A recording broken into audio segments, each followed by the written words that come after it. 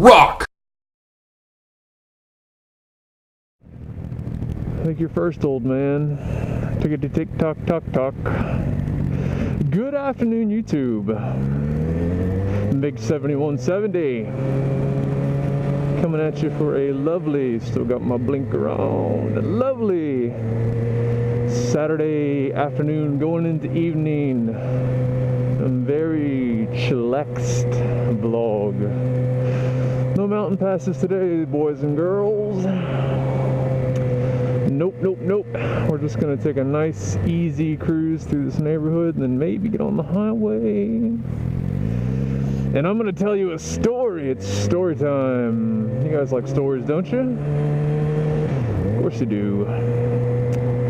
So I was thinking, like, what? Because I've, to be honest, the last 2 weeks since I posted my last vlog, I had a bit of a vlogger's block.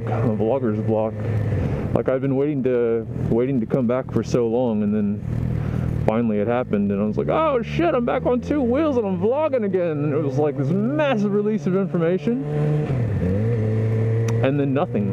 And then I had absolutely nothing to say last week. I went on a huge breakfast run with 2 of my subscribers. You guys know who you are. I don't know if you want your names on YouTube, so I'm not gonna say them. But we had an awesome time. Went out to Franschhoek and did that nice little run out to there. Went over the mountain, around the pass, through some national forest, and we were cooking it. And it was awesome until we came around this corner and there was about 5, what the fuck are you doing? There was about 5, I'd say about 4 or 5 meters of road that was just gone. Like, imagine this road in front of us. You're thinking like, oh, road. But then imagine 5 meters of it just being nothing but rock and sand and gravel after a blind corner. So that wasn't very much fun, but we all managed to slow down, so that was okay. I'm gonna get in the left lane here. This is the chill lane. In South Africa, the left lane is the slow lane. What? That doesn't make sense. It does. We're on this other side of the road, silly. Okay, so anyway, so after the nice chilled breakfast run, I thought I'd give you guys a bit of a story time. So here's story time. When my folks came down to visit, and this was last March, there's Devil's Peak. On the other side is Table Mountain. Just so you know where we are. We're on the other side of town. Normally, I'm riding, there's a road or a highway that parallels this one.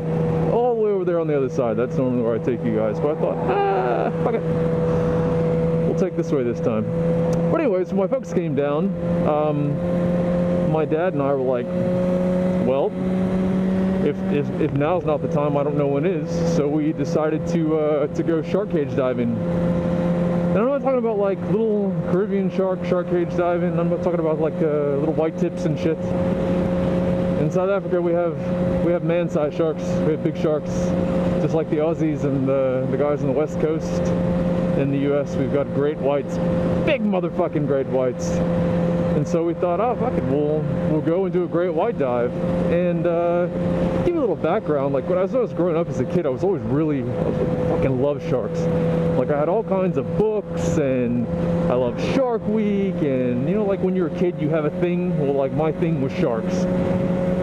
So ever since I was a kid, I've been obsessed with the idea of kind of getting into the water with these animals and I don't know, experiencing like what it's like to be, you know, not on the top of the food chain when you're in an environment. So we decided to go. So we took one of the little guided tours, and we loaded up into the bus at about, I don't know, 5, 6 in the morning, and rode out to Gansbaai.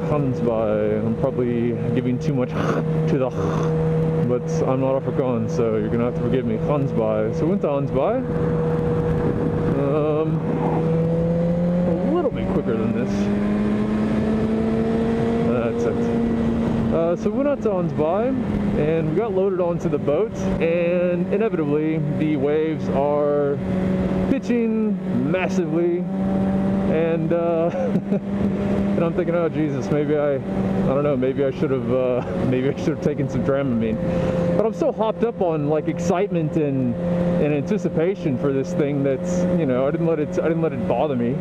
So we get a ways out, and I'm thinking we're like, I don't know, maybe here to that housey thing over there, maybe a little bit farther from the shore. I'm like, man, it's really close to shore still. And we get to this spot with this little buoy, and there's a cage in the water, and I'm like, oh shit, is this it? Is this where the magic happens? And the cage was built in such a way that it's probably 1.5 meters wide and maybe 3-4 meters long. Yeah, probably 3 meters long. It can fit about 7 people in. So the idea is that there's 15 people on the boat. Everybody gets maybe 3 passes where the shark will come by the boats before they rotate everybody out and then rotate them back in. It's actually a highly regulated industry. Like, you can't just pitch out on a boat with a cage and just like start doing that shit. You have to have a license for it. You can only use so much bait per day, per boat, and all this stuff. So by the time we got out there, and I'm looking at this cage, and like the water's really murky, and it's fucking cold. It's like probably 55 degrees Fahrenheit. Like, I don't know what that is in Celsius. It's fucking cold. Okay. So I was like they had full wetsuits for you, and I'm watching the waves pitch, and this the cage is hooked onto the side of the boat though. So I'm like, oh well, at least the boat has to sink before I get chowed, in theory. But I'm like looking at it like, fuck man, like I'm not actually sure if I can do this or not. And then I sat there thinking, like, you know, this is people travel to South Africa just to do this, and you live in Cape Town, you've lived in Cape Town for a year, and you've only been in the water once, and you definitely haven't been shark diving before. It's like, quit being such a pussy, basically, and get in the water. So he's like, all right, who's ready to go first? And like, bam, got the wetsuit on, jumped in, and like I'm just sitting there, right, and I'm like,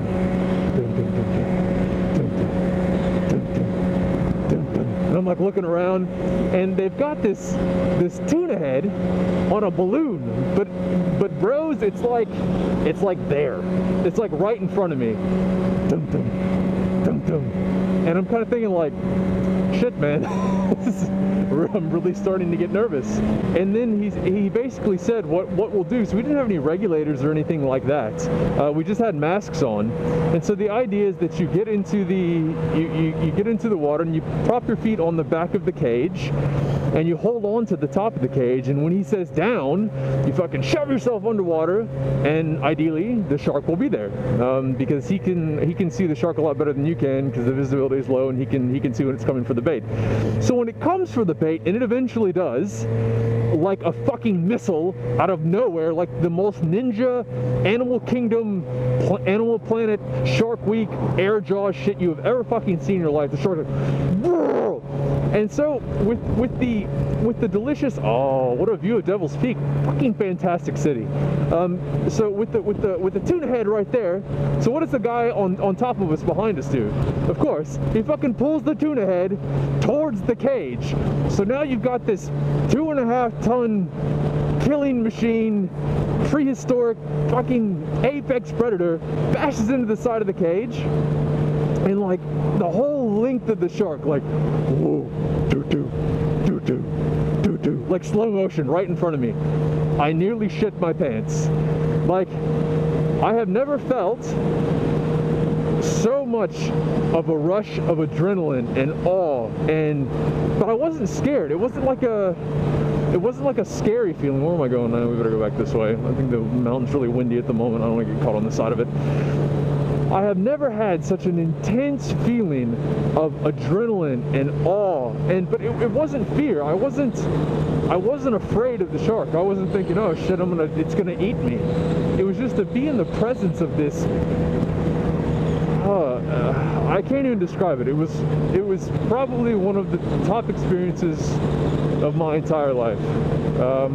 Like top 3 easy. without further ado, here's MiG 7170 in a cage with his dad with a 2.5-ton killing machine. Here we go.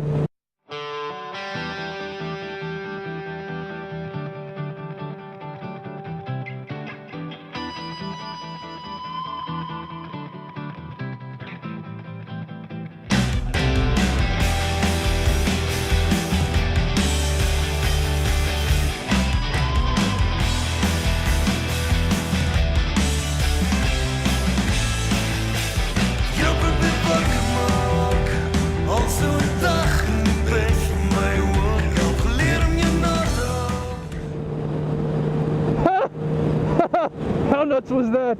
How big was that shark? I was shitting my pants. It was so cool.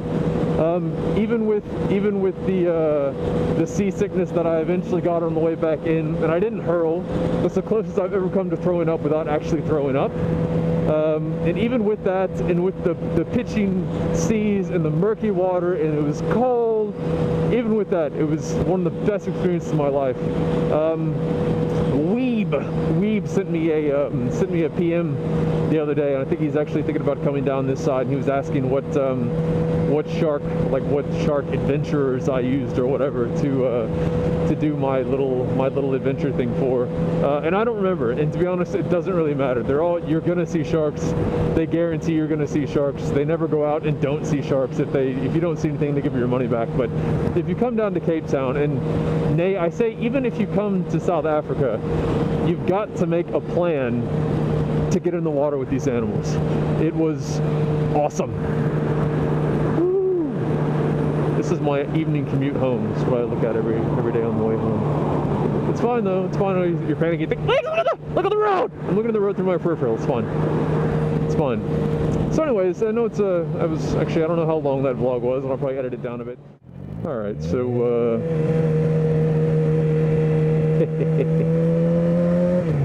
I think we're gonna have a little bit of fun here. Are you guys ready? Are you ready to have some fun? You ready to have some fun? I'm ready to have some fucking fun. Here we go.